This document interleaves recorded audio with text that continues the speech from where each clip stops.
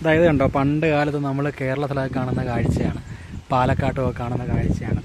ഇത് കണ്ടോ, ഫുള്ള് ഇത്രയും ഡ്രൈ ആയിട്ടുള്ള സ്ഥലത്തും അവർ വെള്ളമൊക്കെ വെച്ച് സെറ്റാക്കി ഫുള്ള് കണ്ടോ നെല്ല് പാകാനായിട്ട് സെറ്റാക്കി. അങ്ങ് ദൂരെ കാണാം ഒരുപാട് പേര് ദൂരെ കണ്ടോ നെല്ല് പാകുന്ന കണ്ടോ, ദൂരെ നെല്ല് പാകാനായിട്ട് എല്ലാം നിലമെല്ലാം ഒരുക്കിയിട്ടിരിക്കുകയാണ് കണ്ടോ. എന്നിട്ട് ഈ സൈഡിൽ ഓപ്പോസിറ്റ് റോഡിൻ്റെ ഈ സൈഡിൽ ഫുള്ള് പാകാനുള്ള നെല്ലൊക്കെ ഫുള്ള് സെറ്റ് ചെയ്ത് എല്ലാം പക്കയാക്കി വെച്ചിട്ടുണ്ട്. ഇതൊക്കെ എടുത്ത് പതിയെ പതിയെ ഇച്ചിരൂടായി കഴിയുമ്പം അപ്പുറത്തെ കണ്ടത്തെടുത്ത് പാകും.